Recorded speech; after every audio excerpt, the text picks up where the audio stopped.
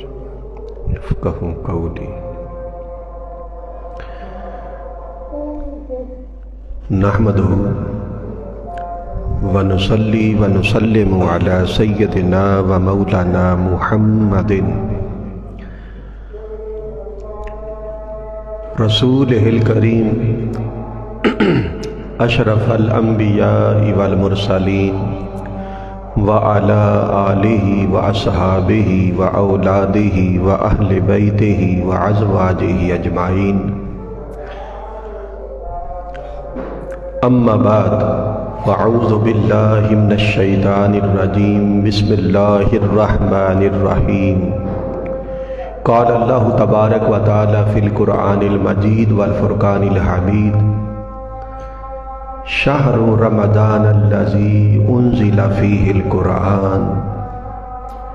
وقال اللہ تبارک و تعالی فی مقام الآخر،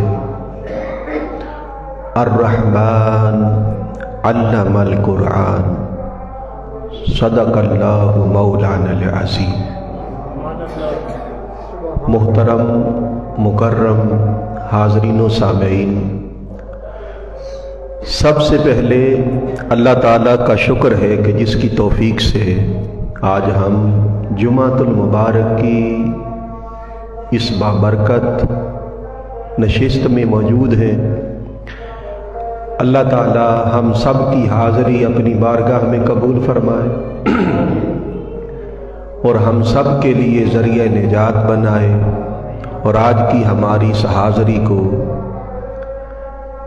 ہمارے لیے سلسلہ خیر بنائے، اور سب کی اگلی منزلیں آسان فرمائے۔ آج کی جمعۃ المبارک کی اس نشست میں جو موضوع جس پر آج ہم بات کریں گے وہ ہے رمضان اور قرآن۔ جی یہی موضوع ہے، رمضان اور قرآن، یا کہہ لیں قرآن اور رمضان۔ یہ ٹائٹل ہے ہماری گفتگو کا، مگر میں ساتھ ایک اور لفظ کا اضافہ کر رہا ہوں۔ اشتیاق احمد گیل صاحب، آپ کی اجازت سے جب آپ ٹائٹل دیں گے اس موضوع پر تو آپ اس موضوع کا ٹائٹل یہ بنائیں گے، روزہ رمضان اور قرآن۔ کیا؟ روزہ رمضان اور قرآن، یا یوں کہہ لیں روزہ قرآن اور رمضان۔ یہ میرا موضوع ہے۔ اب یہ جو مہینہ گزر رہا ہے یہ شعبان کا مہینہ ہے، اور ماہ رمضان کی آمد ہے، اور یہ ایسا چشمہ ہے رمضان کا مہینہ، باقی دنیا جہاں کے سارے چشمے ایسے ہیں کہ پیاسا خود چل کے جائے تو سیراب ہوتا ہے، مگر رمضان کا مہینہ وہ چشمہ ہے کہ کوئی خود چل کے نہیں جاتا، یہ خود آ کے برستا ہے،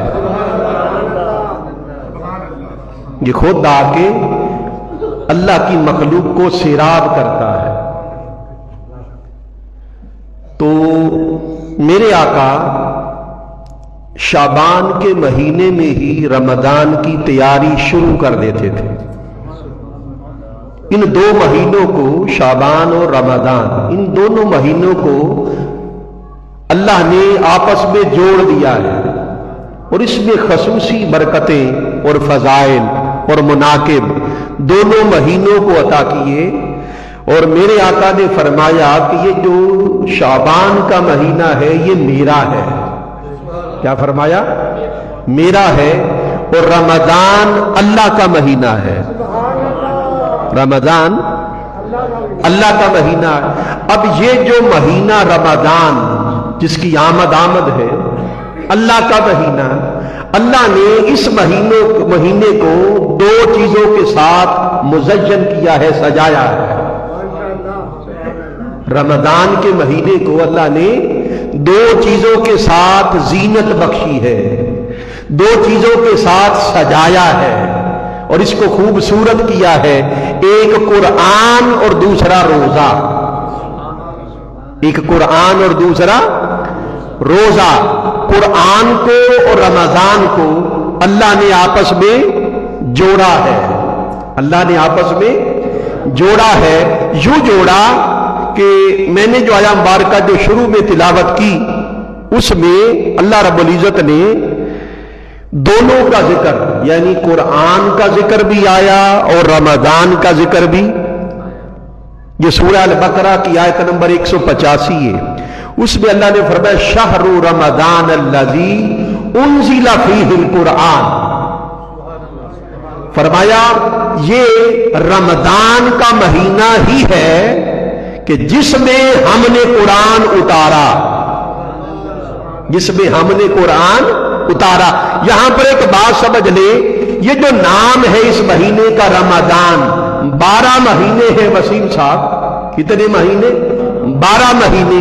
کسی مہینے کا نام اللہ کے کلام کا حصہ نہیں ہے،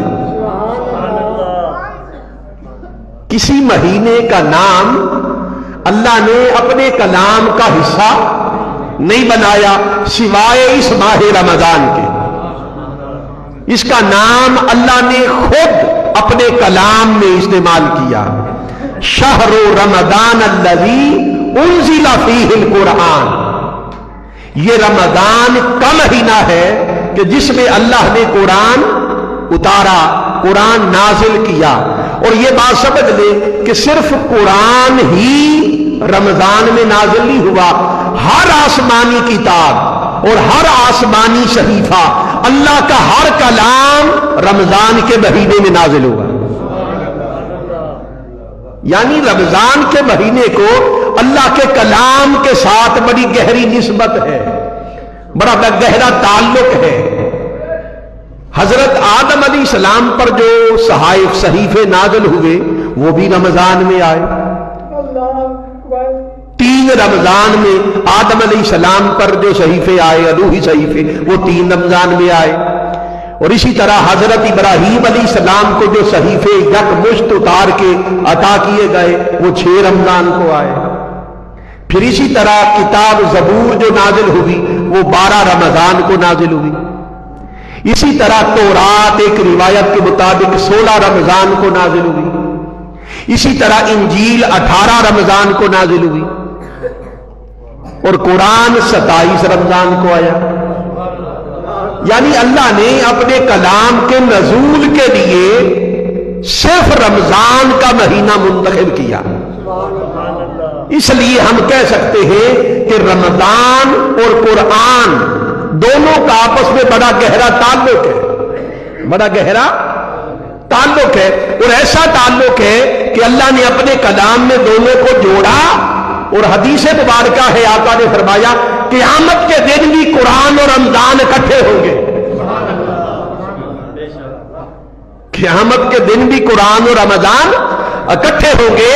اور جب آقا علیہ السلام کے بعد اس میں شفاعت ملے گا، شفاعت کی اجازت ملے گی، تو قرآن اور رمضان کو دونوں کو یکمشت اکٹھے اجازت ملے گی اور دونوں بیک وقت اللہ کے حضور گناہ گاروں کی شفاعت کریں گے۔ اب شفاعت کے الفاظ سنیے، شفاعت کے الفاظ سنیے۔ جیسا کہ میں نے شروع میں ایک فکرہ بولا کہ اللہ نے رمضان کو قرآن اور روزے سے سجایا ہے۔ روزہ دن میں ہوتا ہے، ایسی بات ہے، روزہ دن میں ہوتا ہے، اور قرآن ویسے تو دن میں بھی پڑھا جا سکتا ہے اور پڑھا جاتا ہے، مگر زیادہ فضیلت قیام اللیل میں، نماز میں رات کو تراویح میں قرآن پڑھنا، سننا اور سنانا، یہ معمول جو اللہ کو زیادہ پسند ہے یہ رات کا معمول ہے، دن کو روزہ ہوتا ہے۔ اب قیامت کے دن رمضان بھی شفاعت کرے گا، قرآن بھی شفاعت کرے گا۔ اب شفاعت کے لیے جو وہ کلیم کریں گے، رمضان کلیم کیا کرے گا؟ رمضان کہے گا کہ مولا یہ سارا دن روزے سے رہا تھا، یہ سارا دن تیرے لیے بھوک اور پیاس برداشت کرتا رہا تھا، مولا مجھ کو اجازت دے کہ میں اس کے حق میں شفاعت کروں، اس کا شفیع ہو جاؤں، اور رمضان کی شفاعت قبول کی جائے گی تو رمضان شفاعت کرے گا دن کے روزے کی، پھر قرآن شفاعت کرے گا، اس کا کلیم کیا ہوگا؟ قرآن کا۔ قرآن کہے گا کہ مولا یہ رات کے وقت مجھے پڑھتا رہا۔ یہاں پر شارحین کہتے اس سے مراد رات کے وقت سے مراد قیام اللیل، یعنی تراویح میں قرآن پڑھنا مراد ہے۔ تراویح میں قرآن پڑھنا یہاں پر مراد ہے۔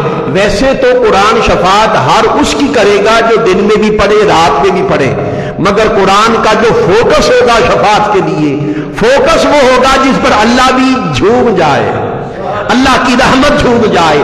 اس لیے رمضان کسی اور وقت، قرآن کسی اور وقت کا ذکر نہیں کرے گا، وہ رات کی تنہائی کا ذکر کرے گا کہ مولا یہ رات میں میری تلاوت کیا کرتا تھا تو اس کی شفاعت بھی قبول کی جائے گی۔ ہم میری بات سمجھے؟ تو قرآن اور رمضان کا آپس میں بڑا گہرا تعلق ہے۔ اس لیے میں نے کہا کہ ہر اللہ کا کلام رمضان کے مہینے میں نازل ہوا، اور جب رمضان کے مہینے کی ابتدا ہو جاتی تو عرش سے جبریل آقا علیہ السلام کی بارگاہ میں حاضر ہو جاتا، اور کل ماہ پورا مہینہ حضور کی سنگت میں رہتا۔ حضور کہتے کہ تو مجھے قرآن کا دور ہوتا، قرآن کا دور ہوتا۔ جبریل روز ایک پارا پڑھ کے حضور کو سناتا، اور حضور ایک پارا پڑھتے اور جبریل سنتا۔ تو یہ ذوق تھا۔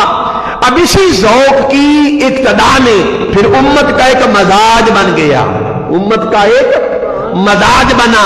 یہ مزاج صحابہ کی طرف آیا، اس ذوق کی وجہ سے، اس ذوق کی وجہ سے حضرت قتادہ 3 دن میں رمضان کے مہینے میں قرآن ختم کر دیتے تھے۔ 3 دن میں قرآن ختم کر دیتے تھے۔ جو وقت گزرتا گیا اس خاص مزاج کی وجہ سے لوگوں کا مزاج ایسا بنا کہ امام اعظم رحمت اللہ علیہ رمضان کے مہینے میں 63 قرآن پاک کا ختم کر لیتے تھے۔ ایک دن کے وقت قرآن پاک ختم کرتے، دوسرا رات کو ختم کرتے، 3 قرآن پاک تراویح میں پڑھتے کھڑے ہو کر اللہ کی حضوری میں، 63۔ اسی طرح سیدنا امام احمد بن حنبل وہ 7 دن میں قرآن پاک کا ختم کر لیتے، 7، یعنی مزاج بن گیا۔ اسی طرح کئی ولی ایسے ہیں جو 70 بار اس مہینے میں قرآن کو ختم کرتے، اور کئی سے بھی زیادہ۔ بتانا یہ مقصود ہے کہ رمضان اور قرآن کا ایسا گہرا تعلق ہے کہ اللہ کو وہ بندہ پسند ہے جو دن میں روزے میں رہے اور رات کو اللہ کے کلام کی تلاوت کرے، اللہ کے کلام کی تلاوت کرے۔ یہ بات سمجھ لی آپ نے؟ اب یہاں پر ایک اور بات سمجھے کہ قرآن، جیسا کہ میں نے امت کا معمول بتایا کہ وہ زیادہ سے زیادہ خاص طور پر اس مہینے میں، اور جب یہ مہینہ آخری عشرہ آتا تو اولیاء اہل اللہ کا ذوق اور بڑھ جاتا۔ جو پہلے 3 دنوں میں قرآن ختم کرنے کا معمول تھا، جب آخری عشرہ آتا کوئی ایک دن میں 2 قرآن ختم کرتا، کوئی ایک دن میں 1 قرآن ختم کرتا، یعنی ان کا ذوق آخری دنوں میں اور بڑھ جاتا کہ رمضان ہم سے جدا ہونے والا۔ تو اس طریقے سے صحابہ کرام، اس طریقے سے اہل اللہ، تابعین، تبع تابعین اور اہل اللہ اس طریقے سے رمضان المبارک گزارتے تھے۔ تو مقصد میری بات کا یہ ہے کہ اس ماہ رمضان کو قرآن کے تعلق میں گزارو، قرآن کے تعلق میں گزارو۔ جو چاہتا، ایک فیض وہ ہے جو قرآن عطا کرتا ہے، اور ایک فیض وہ ہے جو رمضان عطا کرتا ہے۔ اگر رمضان کا فیض لینا چاہتے ہو تو اس کا طریقہ قرآن ہے۔ قرآن سے جتنا جڑو گے اتنے فیوزات رمضان نصیب ہوں گے، اور اگر قرآن کا فیض لینا ہے تو اس کا طریقہ رمضان ہے۔ رمضان میں جتنا قرآن سے جڑو گے اتنا رمضان کا فیض ملے گا، اور جتنا ماہ رمضان میں متمسک رہو گے اتنا قرآن کا فیض نصیب ہوگا۔ یعنی دونوں کا فیض ایک دوسرے سے مشروط، ادھر جڑو تو ادھر سے راستہ کھل جاتا ہے، اور ادھر جڑو تو ادھر سے راستہ کھل جاتا ہے۔ تو میری نصیحت یہ ہے کہ دونوں سے جڑو، دونوں سے جڑو، اور اس لیے جڑو کہ رمضان کا مہینہ گزر جائے مگر قرآن سے تعلق پھر بھی قائم رہے، قائم رہے۔ اس لیے امت کثرت کے ساتھ قرآن پاک کی تلاوت کرتے، اور لفظ یہ جو قرآن ہے نا، قرآن، اس کا ایک مادہ ہے قارا، کاف را اور حمزہ، قارا، قارا سے بنا قرآن مبالغے کے ساتھ، اس کا معنی ہے، قارا کا معنی اس نے پڑھا، اس نے پڑھا، اس سے بنا قرآن مبالغہ کے ساتھ۔ تو قرآن کا معنی ہوا سب سے زیادہ پڑھی جانے والی کتاب، سب سے زیادہ پڑھی جانے والی کتاب۔ اس وقت روح زمیں پر جتنی بھی کتابیں موجود ہیں، سب سے زیادہ جو کتاب پڑھی جاتی ہے وہ قرآن پاک ہے۔ اسی لیے تو اس کو قرآن کہا گیا کہ بار بار پڑھی جانے والی کتاب۔ دوسری کتابیں اگر آپ پڑھیں تو ایک بار پڑھ کے دوبارہ تکتے بھی نہیں ہیں، ایسی بات ہے۔ آپ کہتے نہیں یار پڑھ لیے، دوبارہ پڑھنے کو جی نہیں کرتا، مگر قرآن پاک اللہ کی الوہی کتاب، کلام ہے، اللہ کا ایسا کلام جب پڑھو تو نیا مزہ دیتا ہے، جب پڑھو نیا روحانی سکون نصیب ہوتا ہے۔ اس کو پڑھنے والوں کی طبیعتیں کبھی بھی بیزار نہیں ہوتی اگر ذوق ہو، محبت ہو اللہ کے ساتھ اور محبت ہو اللہ کے کلام کے ساتھ۔ اگر محبت ہو تو پھر ہر بار پڑھنے سے نئی دنیا نصیب ہوتی ہے، اور پڑھنے والوں کی طبیعتیں بیزار نہیں ہوتی۔ اس لیے اہل اللہ مہینے میں کئی مرتبہ، کوئی 70 مرتبہ، اس سے بھی زیادہ کی، اگر اس طرف جاؤں گا تو آپ حیران رہ جائیں گے کہ کس طریقے سے قرآن پاک پڑھا کرتے تھے۔ اب ایک تو مادہ یہ نا قارا قرآن، ایک اور مادہ اس کا قرآن، یہ نام جو رکھا اللہ نے قرآن۔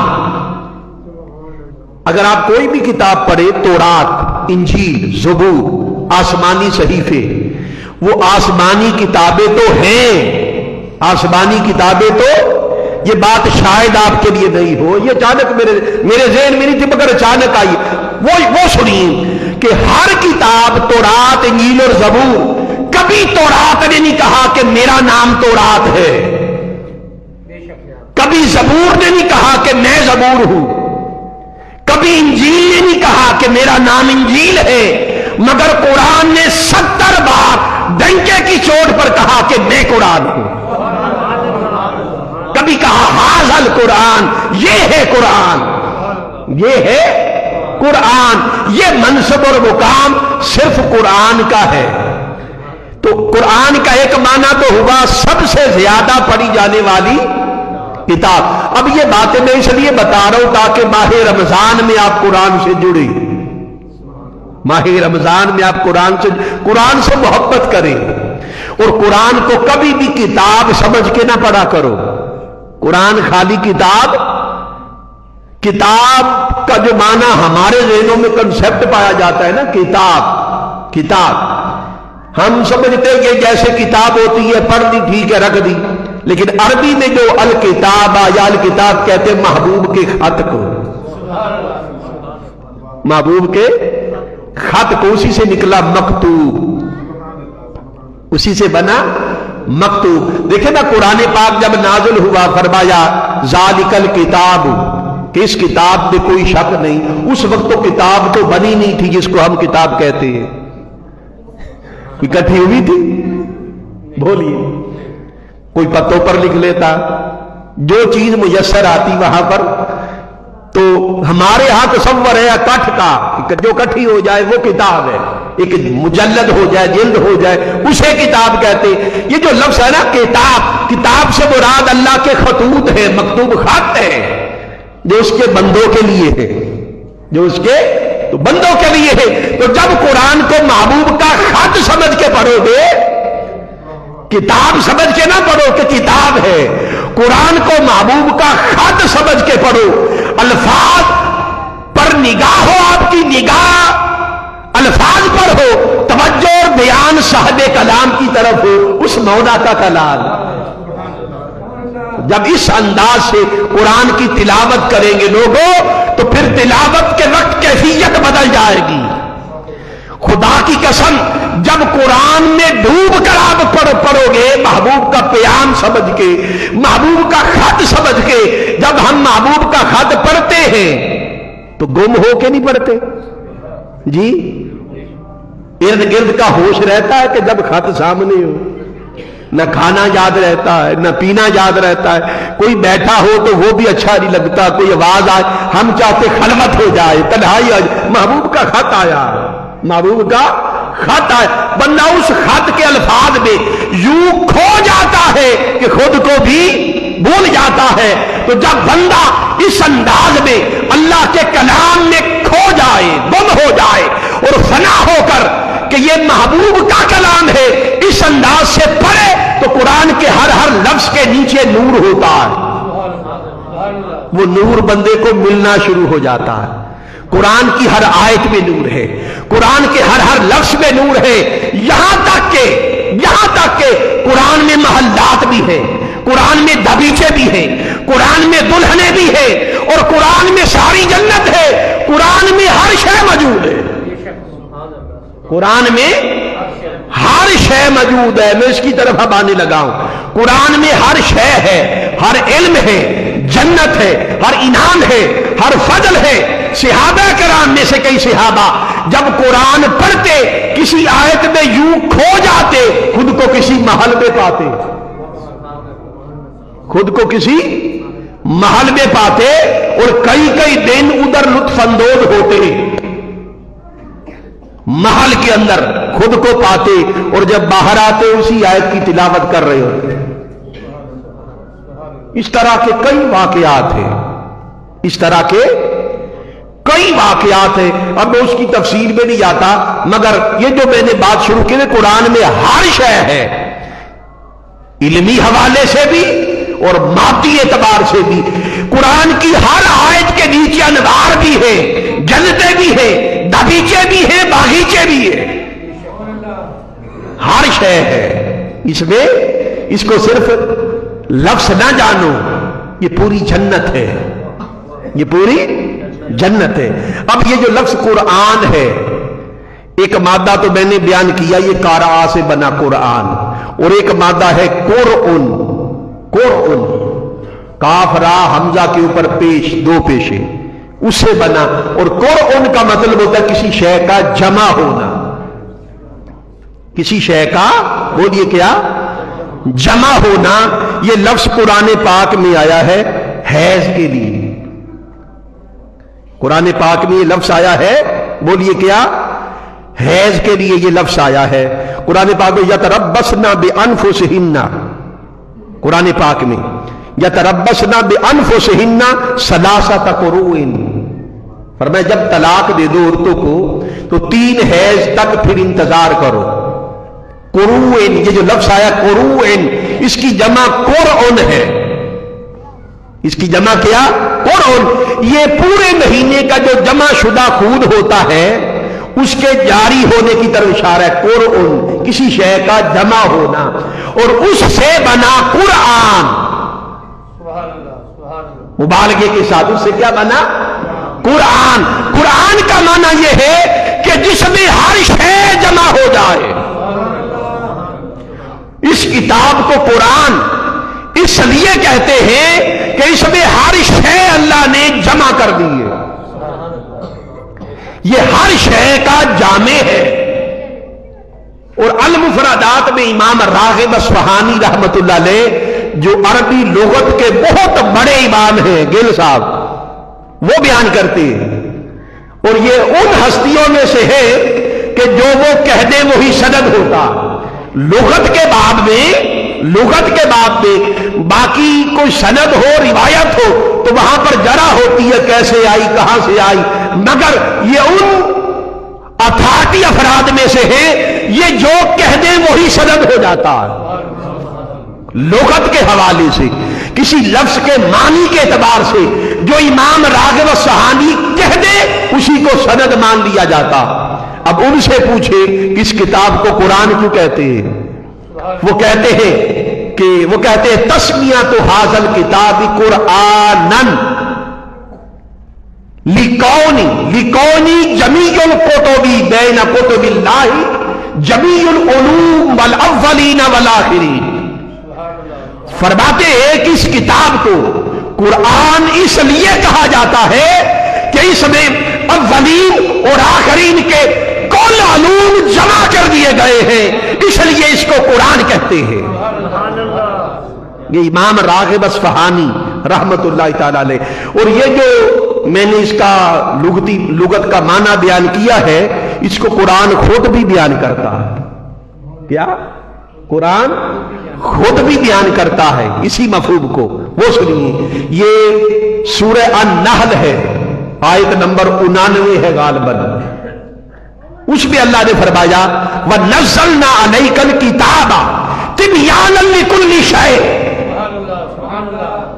فرمایا پیارے حبیب یہ کتاب قرآن جو ہم نے آپ پر نازل کی ہے، یہ کتاب جو نازل کی ہے یہ ایسی عظیم کتاب ہے تبیانا لکل شیء، یہ ہر شے کو بیان کرنے والی کتاب ہے،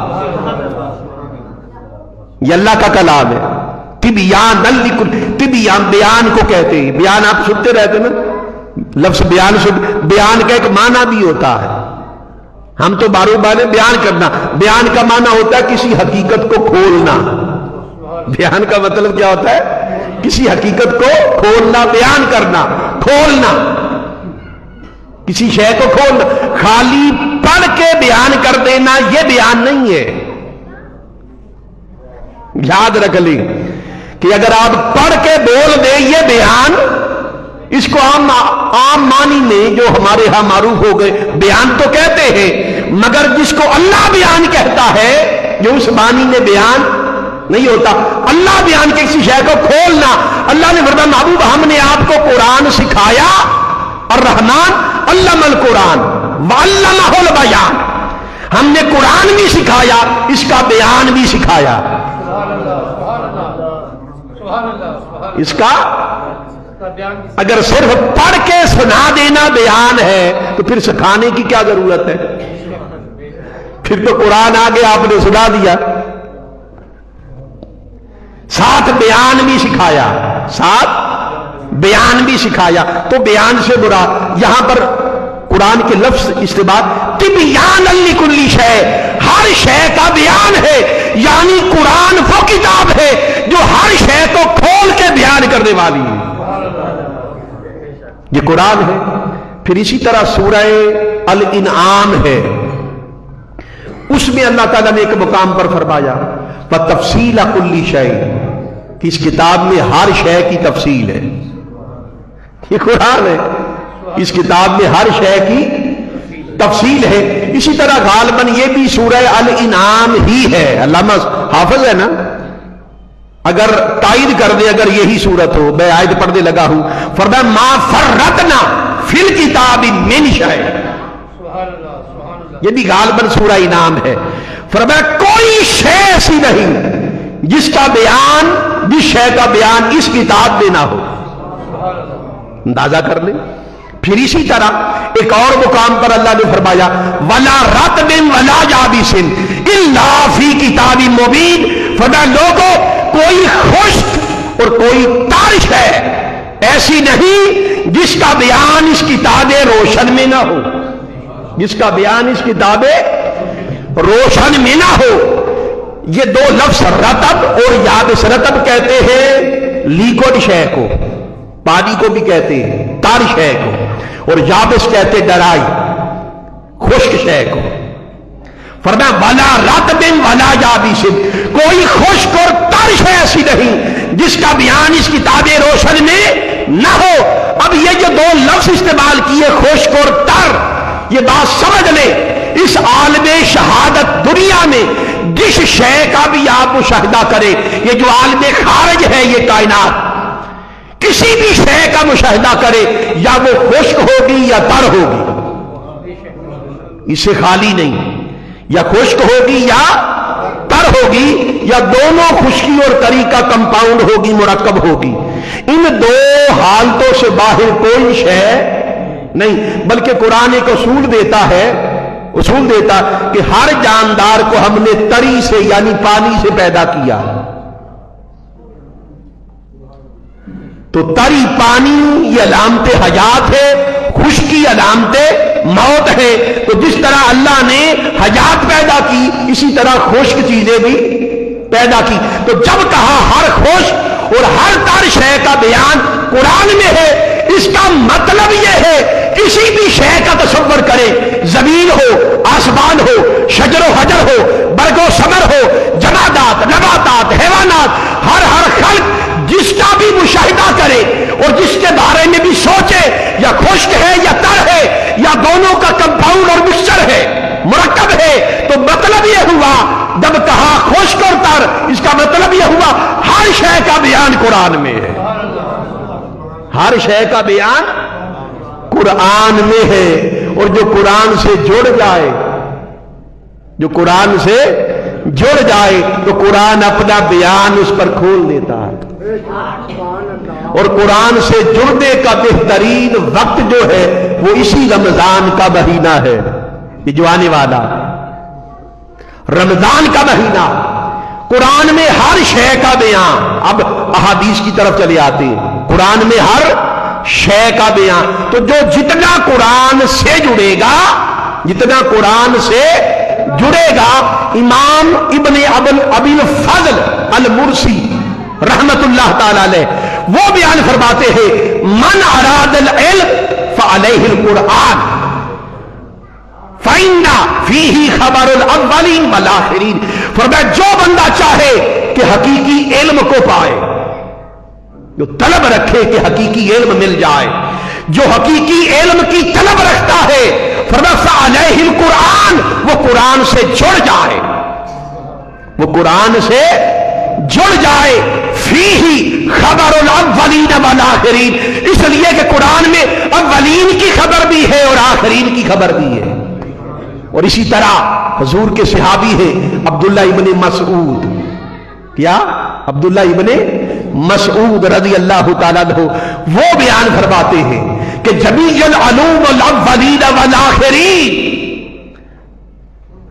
کہ تمام علوم اس قرآن میں جمع کر دیے گئے، اور ہر بندہ جو قرآن سے جتنا جڑتا ہے، جتنی نسبت اور تعلق بناتا ہے، اتنے علوم اس پر کھلتے چلے جاتے ہیں، مگر قرآن کے علوم کی تعداد اتنی زیادہ ہے، فرمایا لم یحط بہا علما حقیقتا الا المتکلم بہا برسول اللہ صلی اللہ علیہ وسلم۔ قرآن کی اصل حقیقی علوم و فنون کو یا تو کلام کرنے والا خدا جانتا ہے، یا جس پر کلام نازل ہوا وہ مصطفیٰ جانتا، اور جس نے بھی پایا اپنی استعداد کے مطابق پایا، اپنی روحانی طاقت کے مطابق پایا، یا جتنا اللہ نے فضل کیا اتنا پایا، اتنا پایا۔ اب سنیے، اس امت کے سب سے بڑے عالم جن کو آقا علیہ السلام نے حبر و حاضح الامہ کا لقب دیا، حضرت عبداللہ ابن عباس رضی اللہ تعالیٰ عنہ، ان کے بارے میں آقا نے فرمایا کہ میری امت کا سب سے بڑا عالم ہے، اور اس دور میں علم سے مراد قرآن کا علم ہوتا تھا۔ کس کا علم؟ قرآن کا علم، اور حدیث اس قرآن کا بیان ہے، حدیث اس قرآن کا بیان ہے۔ تو اللہ نے قرآن بھی سکھایا اور بیان بھی حضور کو سکھایا، بغیر بیان کے قرآن کو کہے میں سمجھ سکتا ہوں وہ جاہل ہے۔ اللہ اپنے محبوب سے کہے کہ بیان بھی تجھے سکھایا تاکہ تو قرآن سمجھائے، تاکہ جو کہے کہ نہیں بیان وہی ہے جو میں کرتا ہوں، حدیث کی ضرورت نہیں، وہ شخص اندھا ہے، پاگل ہے، وہ شخص پاگل ہے۔ قرآن پاک، بعض لوگ کہتے ہیں بھائی قرآن ہی کافی ہے، کہہ دیتے نا ہمارے تو بڑے بڑے فتنے کہتے قرآن ہی کافی ہے. بھئی اگر قرآن ہی کافی ہے، قرآن خود کہتا ہے کہ پیارے حبیب ہم نے آپ پر 2 چیزیں نازل کی، تنہا قرآن نہیں. یہ بولی جہالت کی بولی ہے کہ کوئی کہے کہ صرف قرآن نے صرف قرآن نہیں کہا. قرآن کہتا ہے کہ پیارے حبیب ہم نے آپ پر قرآن نازل کیا، کتاب وَأَنزَلْنَا إِلَيْكَ الْكِتَابَ وَالْحِكْمَةَ، 2 چیزیں نازل کی. ایک قرآن نازل کیا اور ایک حکمت نازل کی. حکمت کہتے ہیں چھپی ہوئی شے کو نکالنا، وہی بیان ہے، وہی بیان. یہ 2 چیزیں نازل ہوئی ہیں تو جو نازل ہوا اس سے جڑو. ایک قرآن ہے اور دوسرا صاحب کلام کی باتیں ہیں، حضور کی احادیث. تو سب سے بڑے عالم حضرت عبداللہ ابن عباس، اب ان سے سنیے، وہ کہتے ہیں اگر ہمارے اونٹ کی رسی بھی گم جائے، اونٹ کی، تو جب قرآن میں ہر شے کا بیان ہے تو ہم ادھر ادھر کیوں ڈھونڈے؟ ہم قرآن سے پتا کر لیتے ہیں رسی کدھر ہے. وہ فرماتے ہیں لو ادا علی عقیل بعیر لوجدتہ فی کتاب اللہ. وہ کہتے ہیں کہ اگر ہمارے اونٹ کی رسی بھی گم جائے، اونٹ کی رسی بھی گم جائے تو ہم وقت ضائع نہیں کرتے کہ ادھر ادھر دیکھے ذہن لڑائے کدھر رکھی. نہیں، ہم قرآن کھول کے قرآن سے پتا کر لیتے ہیں وہ رسی کدھر ہے. ایک صحابی، ان کے پاؤں میں چوٹ آ گئی. اسوائق المحرکہ میں امام طبرانی اس روایت کو لائے. چوٹ آ گئی پاؤں میں. اب سب مسلمان بھائی کہہ رہے ہیں کہ طبیب کے پاس جائیں، کہے نہیں مجھے مسجد لے جاؤ. مسجد لے آئے، قرآن کھولا اور قرآن سے کھول کر فرمایا کہ بس میں نے پا لیا. لوگوں نے پوچھا کیا کسی حکیم کے پاس جائیں؟ فرمایا کہ جب مجھے چوٹ لگی میں دیکھنا چاہتا تھا کہ میری چوٹ کا بیان اور ذکر بھی قرآن میں ہے کہ نہیں، اور میں نے اپنی چوٹ کا ذکر بھی قرآن میں پا لیا اور اس کا علاج بھی پا لیا. ہر شے جو ہے اس کا علاج بھی پا لیا. پھر امام حسن مجتبی رضی اللہ تعالیٰ عنہ علیہ السلام وہ بیان فرماتے ہیں کہ اللہ نے 110 کتابیں، یہ روایت امام حسن کی ہے، 100 کتب کی کہ 100 کتابیں، یہ بھی ایک روایت ہے کہ یہ ہے کہ 110 کتابیں کم و بیش کہہ لیں نازل فرمائیں. اور اللہ نے کل خلق کا، کیا کل مخلوق کا علم ان 110 کتابوں میں بکھیر دیا. اس کائنات کے ظاہر کا علم، باطن کا علم، خفا اخفا، لطائف، وجدان، ہر شے کا علم. کسی کو اس میں سے کسی شے کا علم ملا تو وہ ڈاکٹر بنا، کوئی ماہر فلکیات بنا، کوئی علم کیمیا میں مہارت رکھنے والا بنا، کوئی مفسر بنا، کوئی محدث بنا، کوئی منطق کا ماہر بنا، کوئی فلسفی بنا. ہر شے کا بیان قرآن میں بولیے ہے. تو قرآن میں تو ہے، تو یہ سارا علم اللہ نے 110 کتابوں میں سمیٹ دیا. پھر اللہ نے چاہا کہ اس کو اور سمیٹا جائے، پھر یہ سارا علم سمیٹ کر 4 بڑی کتابوں تورات، انجیل، زبور اور قرآن میں رکھ دیا. پھر اس سارے علم کو سمیٹ کر اللہ نے اس ساری کائنات کا علم سمیٹ کر تنہا ایک کتاب قرآن پاک میں رکھ دیا. پھر قرآن پاک کا سارا علم سمیٹ کر اس کو اور سیکل کیا اور سمیٹ کر سارا علم، ہر ذرے اور چپے کا علم اللہ نے قرآن سے سمیٹ کر سورہ فاتحہ میں رکھ دیا. اور سورہ فاتحہ کا سارا علم اس سورت کی بسم اللہ شریف میں رکھ دیا. اور بسم اللہ شریف کا سارا علم بسم اللہ کی با میں رکھ دیا. بسم اللہ کی با میں رکھ دیا. اور مولا کائنات فرماتے ہیں کہ باقی آیتوں کی بات چھوڑو لوگوں، اگر بسم اللہ کی با کی تفسیر اگر علی لکھنا شروع کر دے تو اتنے دفتر بھر دے کہ 70 اونٹ مل کر بھی ان دفتروں کو اٹھا نہ سکے.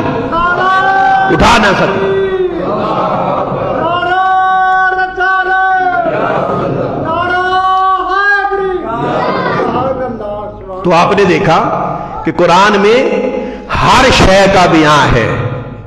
یہ بات آپ نے سمجھ لی. قرآن میں گیا ہر شے کا بیان.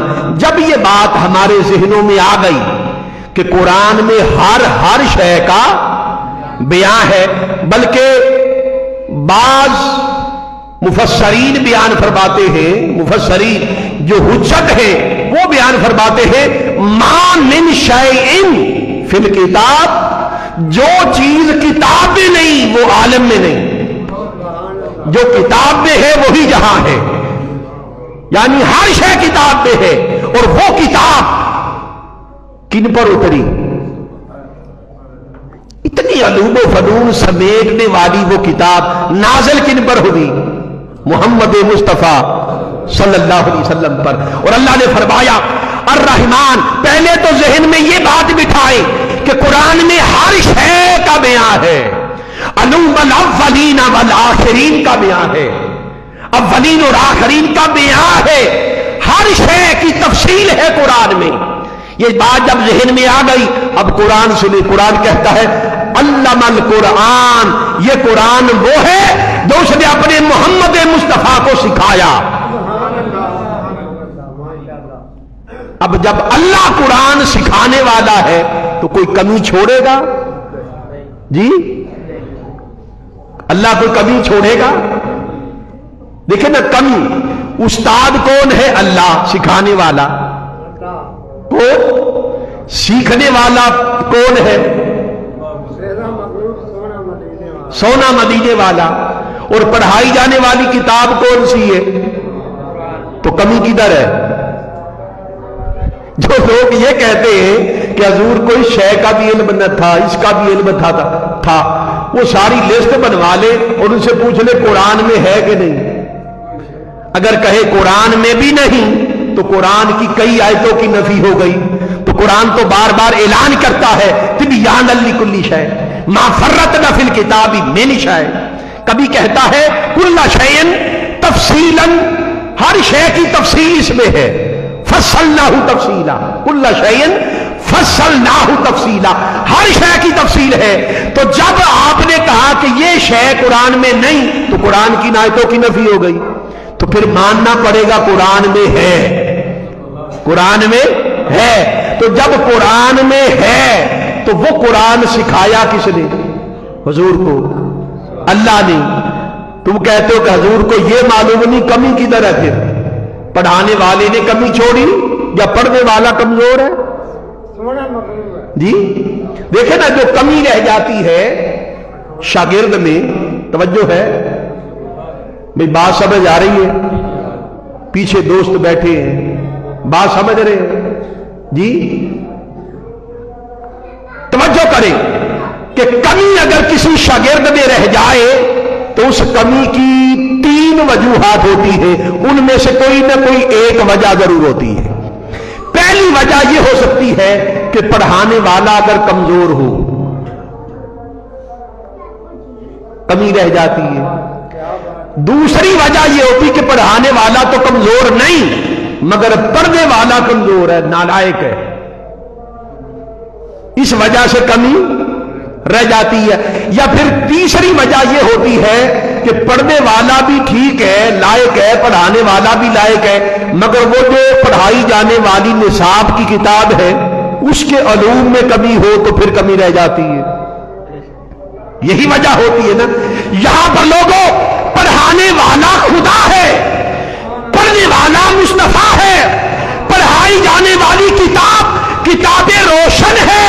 ارے پڑھانے والی کی عطاؤں کی کوئی حد نہیں اور پڑھنے والے کے جذب کی کوئی حد نہیں اور پڑھائی جانے والی کتاب کے علوم کی کوئی حد نہیں. تو کمی کہاں پر رہ گئی؟ کمی کا قول کرنے والوں، کمی کی نسبت ایک طرف تو کرنی پڑے گی کہ یہ وجہ ہے. وجہ بیان کرو، وجہ کوئی بھی بیان کرو تو کفر ہو جائے گا. کمی کی نسبت یا تو خدا کی طرف کرنی پڑے گی یا مصطفیٰ کی طرف کرنی پڑے گی یا کتاب روشن قرآن کی طرف کرنی پڑے گی. جدھر بھی کہو گے تینوں کامل ہیں تو پھر کمی نہیں رہی. اگر کمی ہے تو وجہ بیان کرو، وجہ کیا ہے؟ وجہ کیا ہے؟ تو کوئی بھی وجہ بنا لو، تینوں میں سے تو کیا ہو جائے گا؟ کفر ہو جائے گا۔ تو اللہ نے کبھی چھوڑی نہیں ہے، اللہ نے کبھی چھوڑی نہیں ہے۔ اللہ نے جب پڑھا، دیکھیں نا، ہم پڑھتے ہیں تو بھول جاتے ہیں، ہمارا پڑھنا اور ہے اور ہمارا پڑھانا بھی اور ہے، مگر مصطفیٰ کا پڑھنا اور خدا کا پڑھانا اور ہے۔ ہم پڑھتے ہیں بھول جاتے ہیں، ایسی بات ہے، پڑھتے ہیں تو بھول جاتے ہیں، پھر کوئی اور سیمسٹر شروع ہو جائے تو پچھلا بھول گئے، پچھلا یاد کیا تو اگلا بھول گئے، ایسا ہوتا ہے کہ نہیں؟ مدرسوں میں بھی ایسا ہی ہوتا ہے کہ بچے حفظ کرتے ہیں، آگے سے کرتے پیچھے سے بھول جاتے ہیں، پیچھے کی اگر دہرائی کی جائے تو آگے سے بھول جاتے ہیں، تو بڑی محنت کرنی پڑتی ہے۔ ایسا ہوتا ہے، مگر لوگوں، روئے زمین میں ایک ہی استاد ایسا ہے اور ایک ہی شاگرد ایسا ہے جس کے بارے میں استاد اعلان کرتا ہے سنقریو کا فلا تنسا، کہ پیارے حبیب ہر کوئی پڑھتا ہے بھول جاتا ہے، مگر ہم تجھے پڑھائیں گے اور ایسا پڑھائیں گے کبھی بھولے گا نہیں، کبھی بھولے گا نہیں، تجھ کو ایسا پڑھائیں گے کبھی نہیں بھولے گا، اور حضور کبھی نہیں بھولے، حضور کبھی نہیں بھولے۔ ہاں، کسی واقعہ پر اگر خاموش ہو گئے تو خاموشی کا مطلب یہ نہیں کہ حضور کو خبر نہیں، خاموشی کا مطلب یہ کہ اللہ کی طرف سے ایسا نہیں بولنے کا۔ یہ تو ہمارا عقیدہ ہے نا، حضور کا بولنا اللہ کی منشا سے ہوتا ہے۔ وما ينطق عن الهوى ان هو الا وحی یوحی، محبوب زبان تیری ہے، کلام ہمارا ہے، تو اس کا کلام جب اجازت ہوگی تو لب کھلیں گے، تب لب کھلیں گے۔ اسی طرح قرآن پاک میں ایک اور مقام، ادھر فرمایا تیرا بولنا وحی الہی سے ہے، اور ادھر فرمایا تیرا کرنا بھی وحی الہی سے ہے۔ حضور جو کرے اپنی منشا اور خواہش سے نہیں کرتے، اور جو بولے اپنی منشا اور خواہش سے نہیں بولتے۔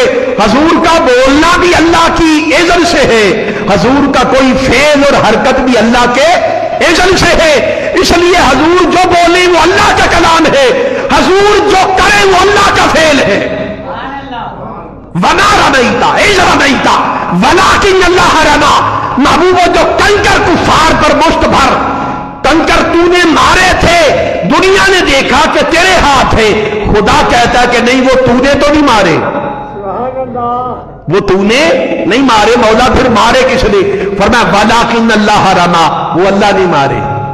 تو حضور کا ہر فعل اللہ کی طرف منسوب ہوتا ہے، حضور کا ہر قول اس کی وحی کی طرف منسوب ہوتا ہے، اس لیے لوگوں حضور جو بھی کرے ارادہ الہی سے ہوتا ہے۔ اگر بول پڑے اللہ کے ارادے سے تو خاموش ہو تو بیل بھی یا لائل بھی مراد نہیں، اللہ کا اذن نہیں ہوا، خاموشی کی حکمتیں ہوتی ہیں۔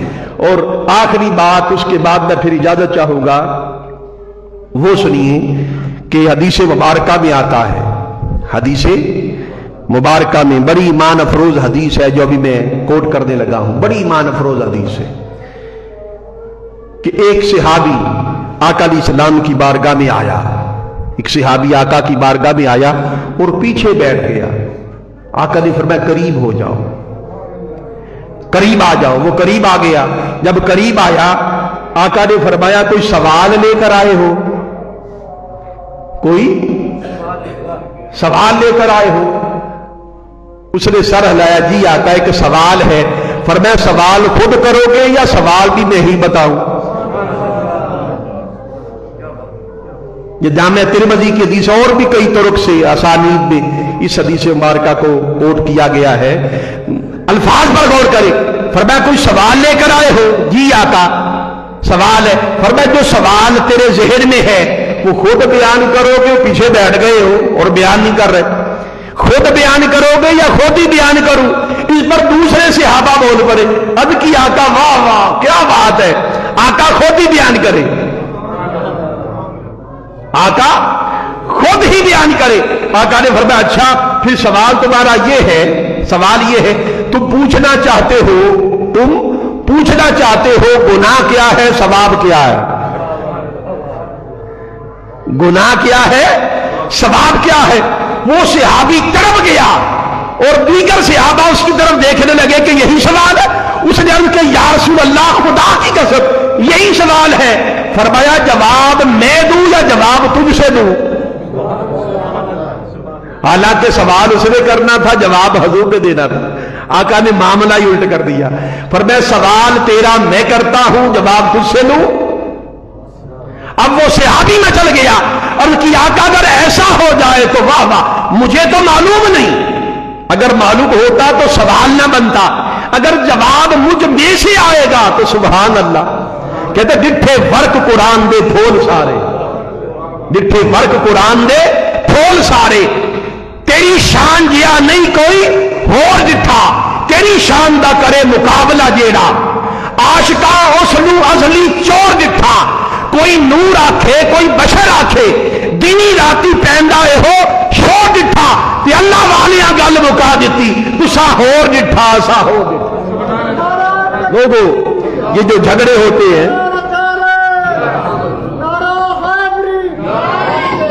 یہ جو جھگڑے ہوتے ہیں، جھگڑے مناظرے مجادلے سر پھٹول، یہ سارے نہ دیکھنے کے جھگڑے ہیں. سارے نہ جنہوں نے دیکھ لیا ان صوفیہ سے پوچھے، ساری زندگی گزر گئی انہوں نے کبھی کسی پر فتوا لگایا؟ جی بولیے.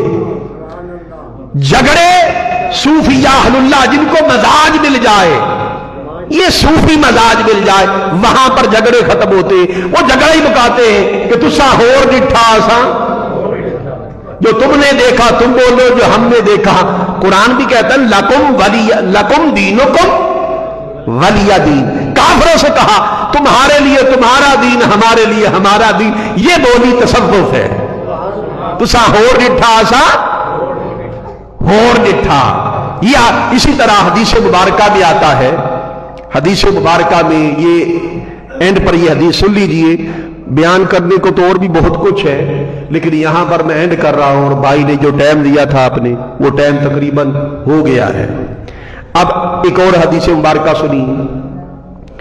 ایک بار یہ بخاری اور مسلم کی متفق علیہ حدیث ہے، اور دیگر کتب میں بھی، سیاستہ کی کتب میں بھی، دیگر اور کتب میں بھی آئی ہے. اس کا کوئی انکار نہیں کر سکتا کہ آقا علیہ السلام نے علم نبوت سے جان لیا کہ کچھ لوگ علم نبوت میں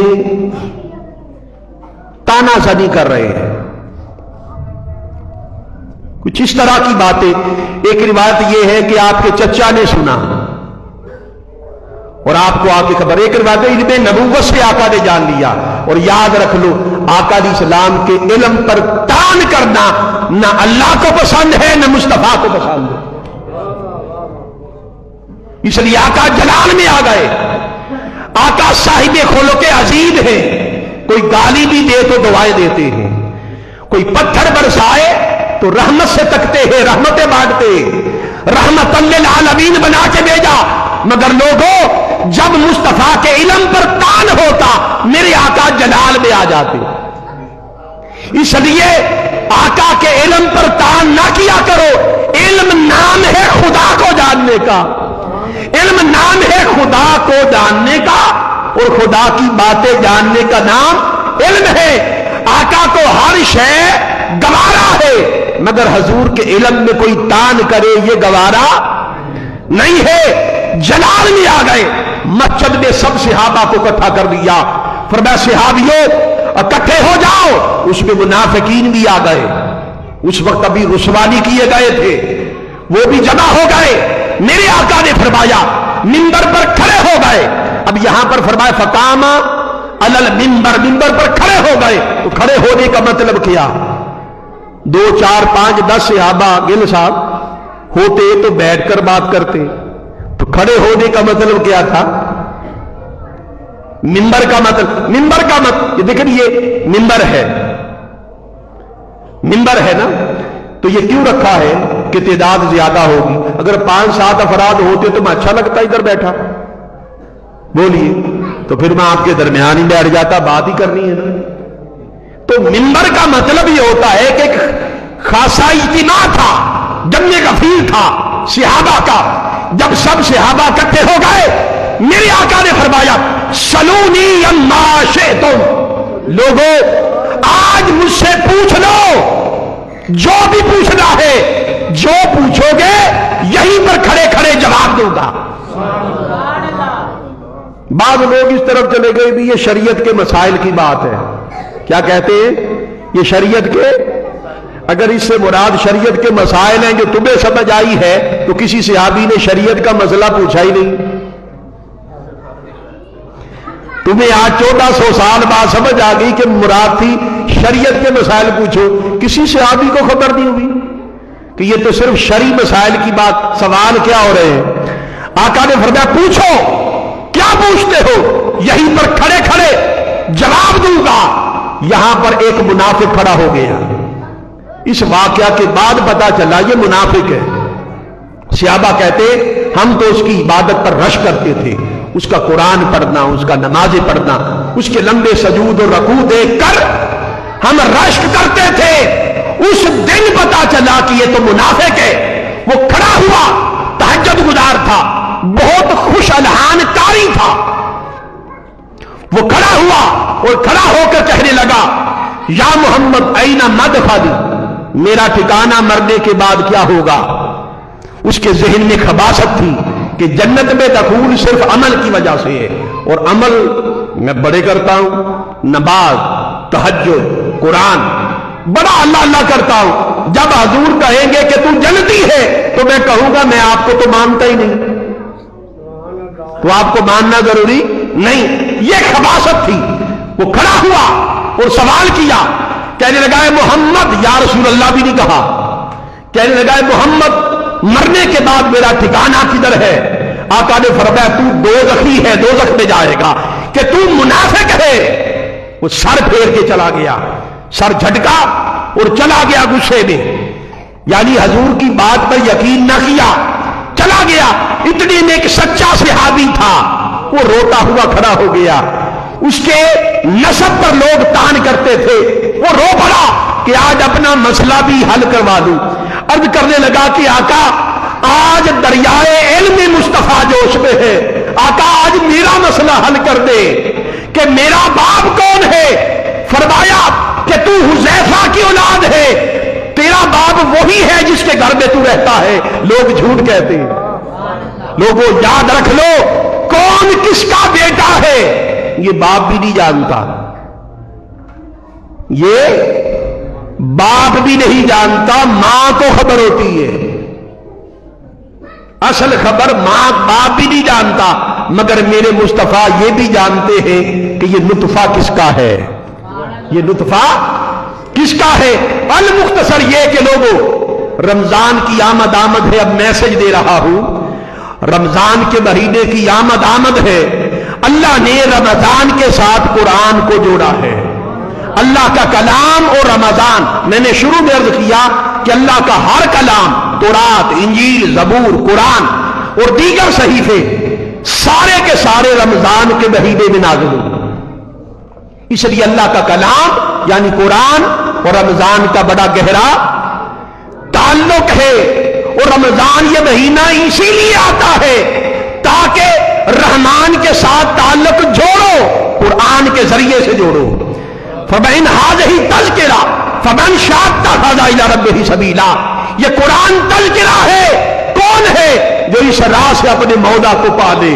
لوگوں بہترین طریقہ اور بہترین مہینہ قرآن کے ذریعے سے رب کو پانے کا وہ رمضان کا مہینہ ہے۔ اگر چاہتے ہو کہ رب ملے، قرآن سے جڑو اور قرآن سے محبت کرو۔ جب قرآن کو پڑھو ادب کے ساتھ بیٹھو، قرآن کو استاد جانو، ادب کے ساتھ پڑھو، محبوب کا کلام سمجھ کے پڑھو۔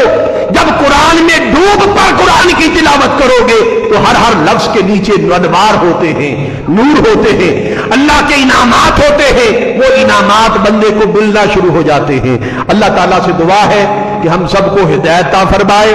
اور اینڈ پر میں اس مسجد کی کل انتظامیہ، جامع مسجد منہاج القرآن کی کل انتظامیہ کو مبارکباد پیش کرتا ہوں، بالخصوص بھائی اشتیاق احمد گل صاحب، بھائی وسیم ڈوگر صاحب، اور اسی طرح افضل احمد گل صاحب، محمد افضل گل صاحب، اور دیگر جو منتظمین ہیں اس مسجد کے، جنہوں نے تعاون کیا ہے مسجد کے ساتھ۔ اللہ تعالیٰ سب کا بھلا کرے۔